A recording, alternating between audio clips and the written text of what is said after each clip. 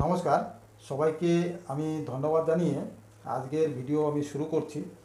আজকের ভিডিওটা একজন বিশেষ ব্যক্তিকে নিয়ে। তিনি আগে ন্যাশনাল মেডিকেল কলেজে বায়োকেমিস্ট্রির প্রফেসর ছিলেন এবং তখন থেকেই আমার সঙ্গে একটা মানে কলিগ কাম পেশেন্ট হিসেবে উনি আমার কাছে এসেছিলেন। তো সেটা কিন্তু এক যুগ আগের কথা, মানে 12 বছর পেরিয়ে গেছে, পেরিয়ে যাওয়ার পরে 13 বছরে পড়েছে।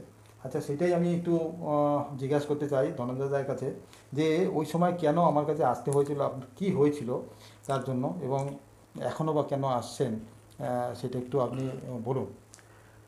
নমস্কার। আমার 2013 সালে সেপ্টেম্বর মাসে চাকরিতে রানিং অবস্থাতে আমার গলা ঢোক গিলতে গেলে একটু ব্যথা ব্যথা অনুভব করি।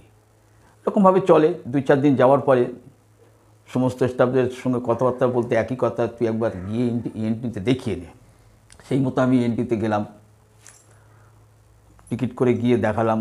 তারা ওষুধপত্র দিল এবং বলল যে আমি গান বাজনা করি বলে আমার গলাতে ফ্যানিঞ্জাইটিস হয়েছে, এই ওষুধ খেলে ঠিক হয়ে যাবে। এইভাবে চলতে থাকে, ওষুধ খাই, আবার যাই, আবার মনটা মানে না, আবার অন্য ডেটে একদিন যাই। বড় বড় প্রফেসররা সবাই, সেই সব দিনের প্রফেসররা সবাই আমাকে দেখেছে ভালোভাবে, দেখে একই সাজেশনে আসে, তেমন কিছু নেই, এই ওষুধ খেলে এই ওষুধগুলো দিচ্ছি, খাবেন, ভালো হয়ে যাবে। লাস্টে এবার 4 মাস কেটে যায়, 4-5 মাস কেটে যায়। তারপরে আমি যেখানটা বসে কাজকর্ম করতাম তার পাশ থেকে একটা সিঁড়ি ছিল, সেই সিঁড়ি থেকে 4 তলা 3 তলা 2 তলায় যাওয়া যায়। জ্যোৎস্না মাঝি বলে একজন টেকনিশিয়ান ছিল, উনি যাওয়ার সময় বলছে, সঞ্জয়দা আপনার গলাটা কেমন আছে? আমি বললাম, দিদি আমার গলার ব্যথাটা কিন্তু কমছে না, ঢোক দিতে গেলে ব্যথা। তখন উনি আমাকে বললো যে আপনি আমার সঙ্গে উপরে আসুন, 4 তলা, অর্থাৎ মাইক্রোবায়োলজি। গেলাম, সেখানে ডক্টর মানসকান্তি সরকার, মানসকান্তি সরকার, উনি ছিলেন মাইক্রোবায়োলজির হেড অফ দ্য ডিপার্টমেন্ট।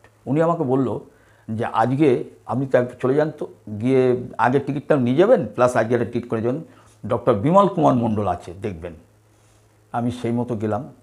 উনি তার আগে স্যারকে, অর্থাৎ বিমল কুমার মণ্ডলকে ফোন করে দিয়েছেন যে এরকম একজনকে। গেলাম, উনি এক চান্স আমাকে দেখে বলল যে আমি আপনাকে এখানে দেখব না। মনটা খারাপ হয়ে গেল, সবাইকে দেখছেন, আমাকে বললো এখানে দেখব না, আপনি এক কাজ করুন, কালকে ওটিতে চলে আসুন সকাল 9টার সময়।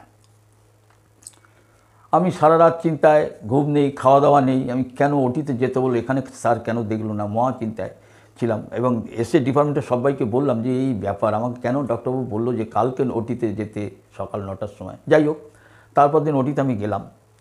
দেখুন, 4টে মাস আমাদেরই হসপিটাল ইএনটি ছাড়াও আমি আদার্স বাইরেও অনেক জায়গায় দেখিয়েছি, সেম ওই একই, কিচ্ছু হয়নি, এটা খান ওইটা খান। 4 মাস বাদে সেই তারপর দিন যে সকাল 9টার সময় ওটিতে যেতে বলেছিল, আমি গেলাম। সেই ডক্টর বিমল কুমার মণ্ডল সেই কি খুব সিনিয়র ডাক্তার? তখন উনি মাস্টার অফ সার্জারিতে ছিলেন, এখন উনি সিনিয়র ডাক্তার। তখন তো সিনিয়র ছিলেন না। না, আচ্ছা। তখন উনি আমাকে গলাটা দেখলো, দেখে আমি তখন ফলো করলাম ওনার মুখটাই, ওনার মুখটা কেমন একটা হয়ে গেল। তখন আমি নিজে চিন্তা করলাম যে কী কারণটা কী। তখন উনি আমাকে পরিষ্কার আরও 4-5 জন ডাক্তারবাবুদের নিয়ে উনি সলা পরামর্শ করে আমাকে জানালেন যে আপনার গলাতে একটা গ্রোথ পাওয়া গেছে। চিন্তা করুন, তার আগে 4-4টে মাস আমারই হসপিটালে ইএনটি ছাড়াও আমি বাইরে নানা জায়গায় ঘুরেছি। তখন ডক্টর বিমল কুমার মণ্ডল কিন্তু খুব মানে বড় প্রফেসরও ছিলেন না। ওনার কাছে গিয়ে ধরা পড়লাম, উনি সঙ্গে সঙ্গে আমাকে ভর্তি করার ব্যবস্থা করলেন এবং ওটি করলেন। করে নিয়ে আমাকেও বলল যে যতটা পারবো আমি মাইক্রো করে বাদ দেবো, ওপেন করব না। মাইক্রো করে বাদ দিয়ে উনি সাইজন মতো আমাকে পাঠালো। এনআরসি গেলাম, সব কিছু নিয়ে কেমো ফেমো নিয়ে আজকে আমি এই একদম। কি হয়েছিল তখন? ক্যান্সার ধরা পড়েছিল। তার মানে আপনার একটা ক্যান্সার থ্রটে হয়েছিল আর কি, মানে গলায় একটা ক্যান্সার হয়েছিল। সেটা কতদিন আগের কথা? 2013 সালের 3রা সেপ্টেম্বর।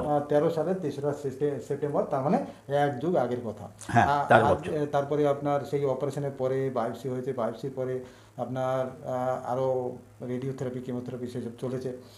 এই 13 বছর পরে আপনি এই যে কথাটা বলছেন, আমার মনে হয় না কারো কাছে মনে হতে পারে যে আপনি কোনো কথায় কোনো জড়তা আছে বা কোনো রকম না না না না না একদম না। নর্মাল।